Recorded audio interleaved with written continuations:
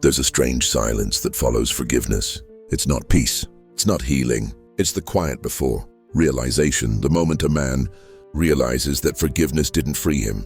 It simply chained him in another way. You see, every man who has truly loved a woman has faced this crossroad. The moment she hurt him, betrayed his trust, disrespected his soul, and yet he chose to forgive her. He did it not because he was weak, but because he believed in the purity of his own heart. He thought his love was strong enough to change her. He thought patience would restore what was lost. But what he didn't know is that some wounds should not be healed. Some scars are meant to stay open, not out of hatred, but as reminders. Because in the Stoic sense, forgiveness is not about giving others peace, it's about keeping your own peace intact. And sometimes by forgiving the wrong person, a man destroys the very discipline that keeps him grounded. Marcus Aurelius once wrote, "You have power over your mind, not outside events. Realize this and you will find strength." Yet when a man forgives a woman who has shattered his respect, he surrenders that power. He gives his peace to someone who didn't earn it. And in return, he receives a deeper kind of suffering, quiet, invisible, and unspoken. This is the regret most men carry silently. Not the regret of love, not the regret of loss, but the regret of mercy. The regret of forgiving a woman who didn't change. A woman who saw his compassion not as strength, but as weakness. Forgiveness in the wrong direction becomes a form of self-betrayal. And men who are trained by society to understand, to be patient, and to love unconditionally end up misunderstanding the most important Stoic truth of all. You cannot protect your peace by tolerating what destroys it. So tonight we step into that silence. We look into the places where men have forgiven too much, where love became tolerance, and tolerance became regret. Because the hardest lesson for a man to learn is that not every act of kindness deserves to be repeated, and not every woman deserves the chance to be forgiven twice. When forgiveness becomes surrender, the first regret every man faces after forgiving a woman is not immediate. It comes slowly, creeping like a shadow over his conscience. He begins to notice that forgiveness didn't repair the bond, it simply erased his boundaries. She looks at him differently now. Not with admiration, not with gratitude, but with subtle indifference. Why? Because in her mind, forgiveness is not a sign of strength. It's proof that she can break him, and he will still stay. A Stoic understands this paradox well. To forgive someone who disrespects you is to teach them that your respect is cheap. It's to place your inner peace in the hands of someone who has already shown carelessness with your heart. Epictetus taught, "What upsets people is not things themselves, but their judgments about things." A man's suffering after betrayal is not caused only by the woman's action, but by his own interpretation of it. When he forgives, he tells himself, "I am rising above her mistake." But in truth, he's denying the lesson her betrayal was meant to teach him. A Stoic man doesn't seek revenge, but he also doesn't offer forgiveness where discipline is required. To forgive without consequence is to invite repetition. When a man forgives a woman who lied, who disrespected him, who played with his emotions without making her feel the weight of her own actions, he unknowingly signs a silent contract. She will do it again, because forgiveness, to the undisciplined heart, feels like permission. And when a woman learns she can hurt you and still keep you, she loses attraction, loses respect, and subconsciously begins to test you more. Men often think love is about understanding her chaos, but true love is about protecting your own order. You cannot save someone by letting them destroy you. The hidden cost of emotional mercy, the second regret every man faces, is realizing that forgiveness does not heal, time does. And when a man forgives a woman too quickly, he cheats himself out of the time he needs to understand his own pain. Forgiveness in its true Stoic form is not emotional, it's rational. It's the recognition that holding anger serves no purpose. But emotional mercy, offering forgiveness before learning the lesson, is spiritual suicide. When a man forgives her while he's still bleeding, he buries his emotions alive. He hides his wounds behind a smile, pretending to be above the pain while inside he decays. Seneca warned, "He who suffers before it is necessary, suffers more than necessary." By forgiving too soon, a man suffers twice, first from her betrayal, then from his own denial. You see, modern men confuse forgiveness with avoidance. They don't want to feel the pain, so they rush to end it with words like, "It's okay," or "I understand." But Stoicism doesn't tell you to suppress pain. It tells you to face it without flinching, to sit with it, to dissect it, to learn from it. When a man forgives without understanding, he resets the cycle that hurt him. The same patterns will repeat, and each time he will lose a part of himself. His confidence fades, his masculinity dulls, his presence weakens, because every act of misplaced forgiveness takes a piece of a man's self-respect. And once self-respect dies, love turns into dependency. The Stoic truth is simple. Peace is not found through mercy, it's found through mastery. You master your emotions not by denying them, but by refusing to let them control your actions. A man should forgive only when his forgiveness is detached, when he no longer seeks reconciliation, validation, or affection in return. When forgiveness becomes an addiction, there is a strange addiction that men rarely admit, a silent craving to be seen as the good man. It begins with forgiveness. A man convinces himself that by forgiving her, by being the understanding one, he's rising above the chaos. He tells himself he's being the bigger person, but deep down something darker grows, a need to be needed. The Stoics would call this an attachment to illusion, because what he truly seeks is not peace, but validation. He wants to be the one who fixes her, the one who stays when everyone else leaves. He mistakes endurance for virtue and emotional pain for proof of love. Epictetus warned against this kind of self-deception when he said, "If you want to improve, be content to be thought foolish and stupid." In modern terms, it means don't chase the image of being the noble one. Chase the truth instead. Forgiveness, when it becomes compulsive, is no longer moral, it's masochistic. The man doesn't forgive because he understands her. He forgives because he fears being alone. He fears the emptiness that follows the end. So he accepts betrayal, disrespect, neglect, and tells himself it's strength. But Stoicism teaches that strength is measured not by how much pain you can endure, but by how little control pain has over your peace. When forgiveness turns into an addiction, it becomes a cycle of self-erasure. Each time he forgives, he loses a little more of his presence. His boundaries fade. His words lose weight. His silence becomes submission, and the woman senses it.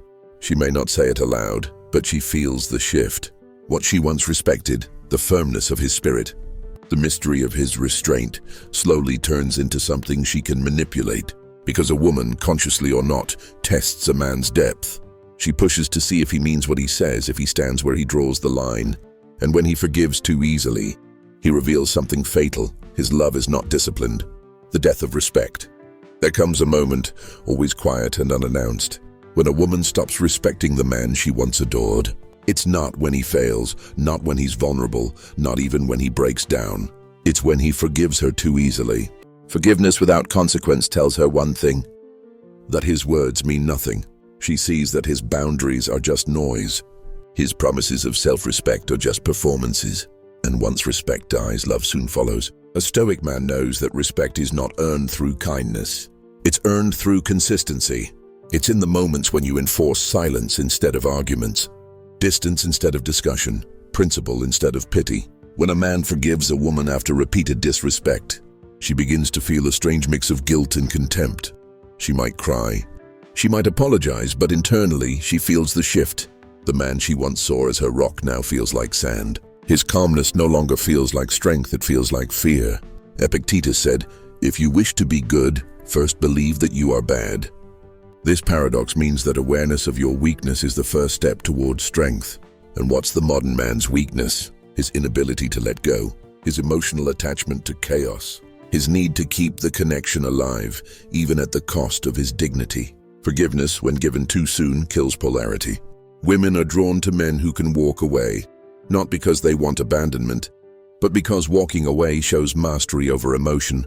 It shows a man who governs himself. In Stoic thought, the highest virtue is self-governance. You cannot lead anyone, especially a woman, if you cannot lead your own emotions. So when forgiveness comes without reflection, when a man forgives just to restore peace, he trades power for comfort. And no woman truly loves a man who trades his power.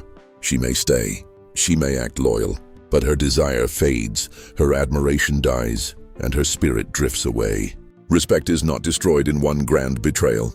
It dies in the small moments when you say, "It's okay," when it's not. When you smile instead of speaking truth. When you tolerate the things that silently kill your spirit. The mirror of self-betrayal. Forgiveness at its core is a mirror. And what most men see in it isn't love, it's self-betrayal. When you forgive her too soon, you lie to yourself. You pretend that your pain doesn't matter. You tell yourself you're being wise, understanding, emotionally evolved. But deep down, you're just afraid of being forgotten. The Stoics warned about this illusion long ago. They taught that the only thing you can control is your own perception. And when your perception is clouded by longing, forgiveness becomes delusion. Marcus Aurelius wrote, "You always own the option of having no opinion. There is never any need to get worked up or to trouble your soul." But men do the opposite. They force themselves to have an opinion, to justify, to rationalize, to make sense of betrayal. Instead of accepting that she changed, that respect faded, they rewrite reality to make it bearable.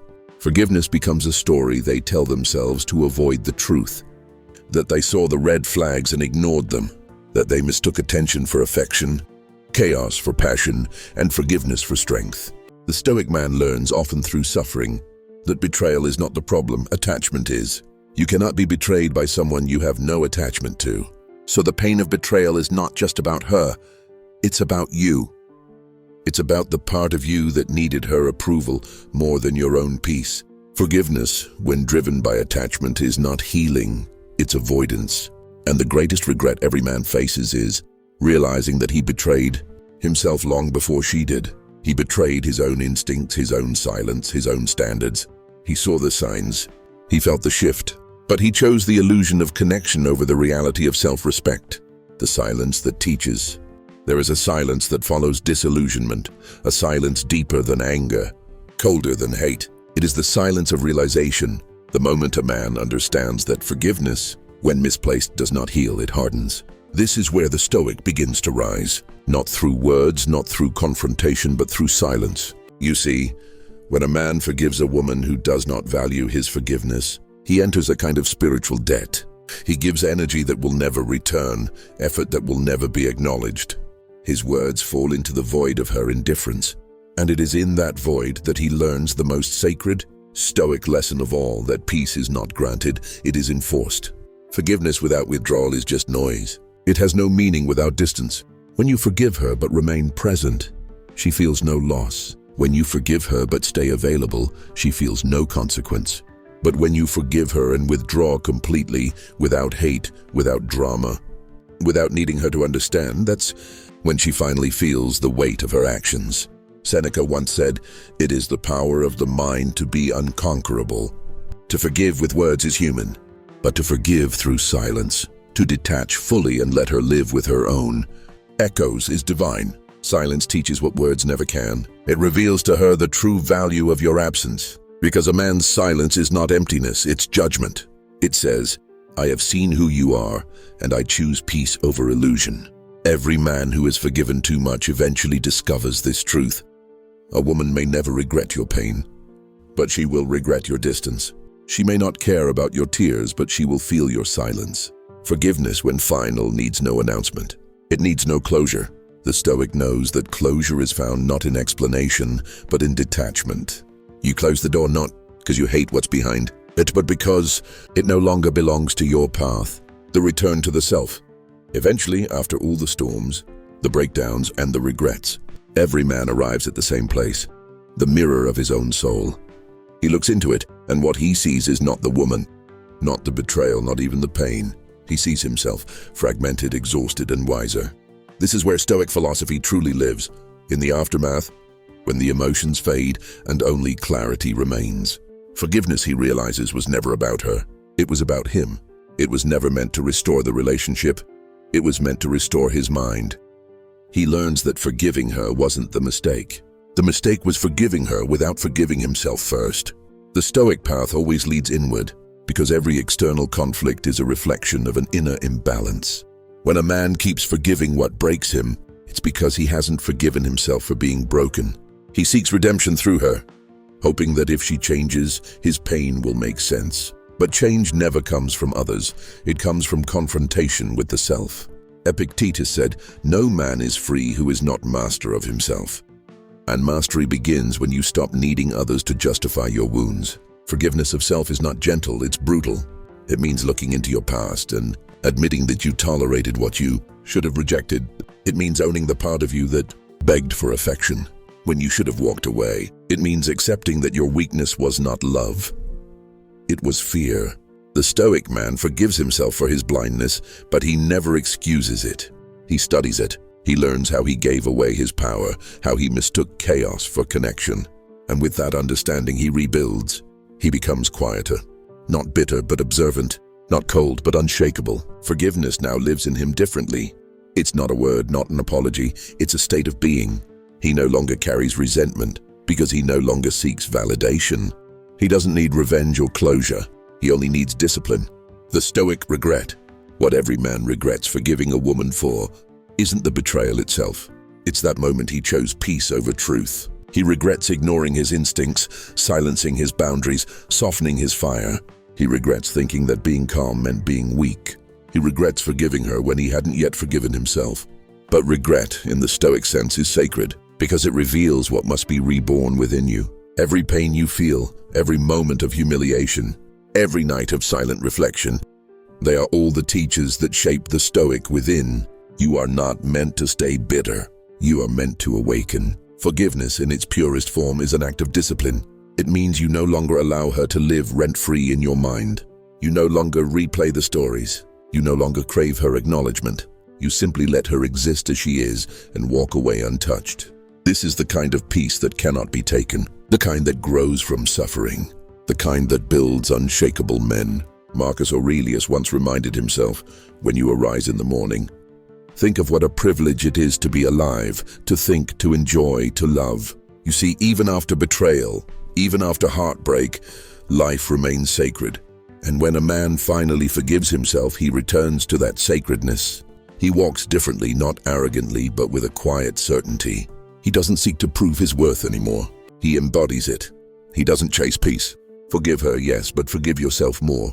Forgive yourself for every time you stayed too long. Forgive yourself for every time you silenced your truth. Forgive yourself for believing that peace required pain.